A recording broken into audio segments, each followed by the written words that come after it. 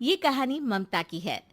बचपन से ही घर में ये एहसास दिलाकर पाला गया कि औरतों को बोलने का हक नहीं है।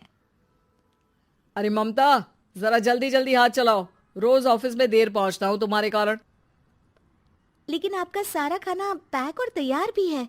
अरे जबान जितनी चलाती हो उतना अगर हाथ चलाती ना तो शायद घर को अच्छे से मैनेज कर पाती। क्या मतलब है? क्या नहीं मिला आपको?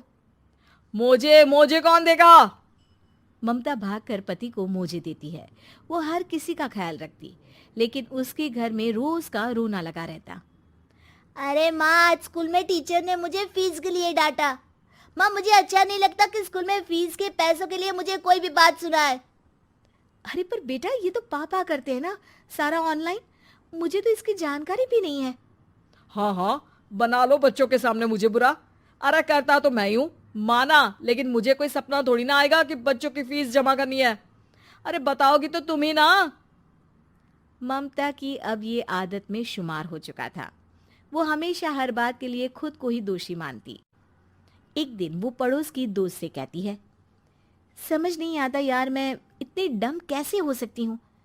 बात तो सही भी है ना। अब पति बेचारा नौकरी करे, पैसे कमाए, या फिर ये देखे कि बच्चों की फीस का वक्त है। क्या करूँ यार। पता नहीं, मेरे पति तो सारा काम खुद ही करते हैं। वो तो कहते हैं कि तुम थक जाती होगी, सारा दिन घर बाहर बच्चे तो। अच्छा, ऐसे भी पति होते हैं क्या? अरे क्या बात कर रही है? भाई साहब कभी तुझे किसी बात के लिए सुनाते नहीं? किसने कहा नहीं सुनाते? अरे ये पति चीज ही ऐसी होती है कि बिना पत्नी को सुनाए उन्हें चैन की नींद कहाँ आती है। तो तू भी परेशान रहती होगी कि कैसे, क्या, कब भूल गई। अरे वो तो मुझे बस इस बात के लिए ताना देते हैं कि मैं वक्त पर खाना क्यों नहीं खाती या पार्लर जाकर अपनी साज सज्जा क्यों नहीं करवाती। पड़ोसन बोल ही रही होती है कि ममता के बेटे की आवाज आती है। अरे माँ, क्या हो गया? लग नहीं रहा कि आज आप मुझे पानी भी देगी। अरे कब से खाने के लिए वेट कर रहा हूँ। अरे यार, मैं चलती हूँ। बेटा खाने के लिए वेट कर रहा है, मैंने उसे खाना भी नहीं दिया। अरे 12वीं में पहुंच चुका है तुम्हारा बेटा, उसे बोलो खुद पानी लिया करे। मैंने तो अपने बच्चों को काम करना सिखाया है। अरे यार, खुद की भी तो कोई लाइफ है। माना जब नहीं कर सकते थे तो किया, लेकिन अब इतने बड़े बच्चों की हर बात मानेंगे तो मुश्किल तो अपने को ही होगी। ममता को पड़ोसन की बात में दम तो लगता है, लेकिन करे क्या, आदत भी तो खुद ही ने डाली थी। ममता घर जाती है कि तभी बेटी आ जाती है। माँ, परसों मुझे एक शादी में जाना है। तेरी वो जो लाल वाली साड़ी है ना, उसे दे देना। मैं आज जाकर टेलर को दे दूंगी, वो उस साड़ी से सूट बना देगा। अरे नहीं नहीं तारा, वो मेरी माँ ने मुझे दी थी और उस साड़ी से मेरी काफ़ी भावनाएं जुड़ी हैं। तुमको ना मैं दूसरी साड़ी दे दूंगी। ओके, कोई बात नहीं, लेकिन आज दे ही देना पक्का। तारा माँ की साड़ी से सूट बनवाकर पार्टी में जाती है, लेकिन जब वो पार्टी से लौटती है, क्या है, मैं तो समझ ही नहीं पा रही हूँ। अरे जब वो साड़ी मांगी थी तो ये छल्ली सी साड़ी क्यों दे दी? मैं ही पागल थी जो इस साड़ी का सूट बनवा लिया मैंने। माँ, जानती भी हो कि कॉलेज में मेरी कितनी हंसी उड़ी। तभी वहां ममता का पति सुनील आ जाता है। अरे गवार औरत, जब बेटी साड़ी मांग रही थी तो दे देती ना। अरे पापा, इनके तो इमोशंस जुड़े थे उस साड़ी से। ममता इतने सब के बाद भी कुछ नहीं बोलती। मेरी बेटी की बेइज्जती हो गई। मैं बिल्कुल बर्दाश्त नहीं कर सकता ये। मैं नहीं चाहता कि मेरी बेटी से कोई भी ज्यादा सुंदर लगे पूरे कॉलेज में। जी, वो पढ़ने में तारा बिल्कुल अच्छी नहीं है, उसकी पढ़ाई पर आप ध्यान दीजिए ना। अच्छा, अब तुम मुझे बताओगी कि मुझे किस पर ध्यान देना और किस पर नहीं। रमेश जैसा ही ये वाक्य पूरा करता है, ममता की बेटी और पति उस पर जोर जोर से हंसते हैं। अरे ठीक है ना, पता ही नहीं चला कि कैसे वक्त इतना बीत गया।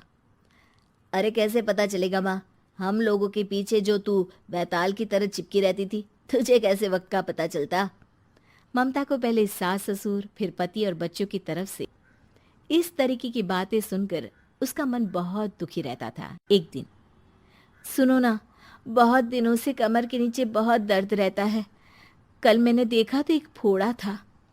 अरे ममता, एक बार अपने पति से बात करो, वो तुम्हारा फोड़ा डॉक्टर को दिखा देंगे। अरे नहीं नहीं, वो तो गुस्सा हो जाएंगे। अरे क्यों गुस्सा हो जाएंगे? तुमको दर्द है? हाँ, लेकिन वो यही बोलेंगे कि ऑफिस जाऊं या फिर तुम्हें लेकर डॉक्टर के पास। तो बेटे से ही बात कर ले। अरे वो तो मैं कर लूं, लेकिन फोड़ा है ऐसी जगह कि उसे बताते मुझे शर्म आएगी। लेकिन कुछ ना कुछ तो करना जरूरी है ना।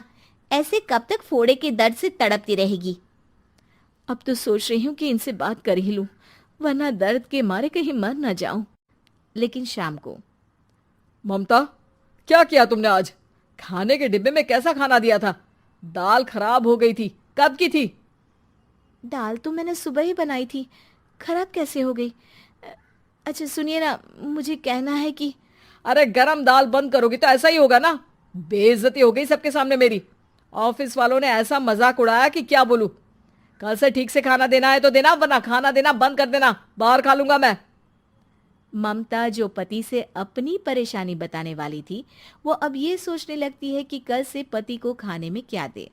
अगले दिन ममता थकी थकी सी हालत में, आप लोगों के लिए नाश्ता बना दिया है, खाना बनाने की हिम्मत नहीं है आज तो। रात भर सोकर थक गई है ना, इसीलिए तो खाना नहीं बना सकती। हिम्मत नहीं हो रही है, मैं बस सोने जा रही हूँ। बस मैडम को सोने का बोल दो, फिर देखो कैसे सोती रहती है। माँ, फिर वही पराठा सब्जी। अरे हमारे साथ के दोस्त एक से बढ़कर एक नाश्ता खाना लेकर आते हैं, आप तो बस। सभी घर से निकल जाते हैं, लेकिन जब शाम को बेटा घर आता है तो घर में अंधेरा रहता है। बेटा लाइट चलाता है। क्या माँ, तुम्हारा भी जवाब नहीं है बिजली का बिल बचाने के लिए? वो बोल ही रहा होता है कि सामने माँ जमीन पर लेटी मिलती है। वो उसके पास जाता है। अरे माँ, क्या हो गया माँ? तभी वहां पड़ोसन आती है। अरे बेटा, तुम्हारी माँ के पैर के पास एक फोड़ा है, जिसके कारण ये लगातार कमजोर होती जा रही थी। मैंने उसे पहले ही कहा था कि घर में बता दो, लेकिन तुम्हारी माँ किसी को तंग करना नहीं चाहती थी। तभी वहां डॉक्टर आ जाता है। अरे इनके ऑर्गन में दिक्कत है, कोई बात है जो इनके मन में खटक रही है। अरे नहीं नहीं, इसके मन में कोई बात नहीं है। कोई काम है नहीं ना इसके पास, सारा दिन बस घर में ही रहती है। देखिए, मैं तो ये नहीं जानता, लेकिन हाँ, इनके मन में हमेशा कोई बात रह जाती होगी, इसीलिए उनकी ये हालत है। अगर आप समय से नहीं ले आते तो हो सकता था कि। अरे नहीं नहीं डॉक्टर साहब, हम पूरी कोशिश करेंगे कि वो ठीक हो जाए। हम लोगों ने अपनी ही परेशानी माँ के सामने रखी, लेकिन किसी ने माँ की दिक्कत को जानने की कोशिश तक नहीं की। हाँ, मैंने भी ममता को हमेशा घरेलू जरूरत से ज्यादा काम का नहीं सोचा था। ममता को होश आता है और वो खुद को अपने बेडरूम में देखती है। वो उठने की कोशिश करती है कि माँ, अब आप नहीं उठेंगी। हम लोग है ना, हम लोग आपको पूरी तरह से खुश रखने की कोशिश करेंगे।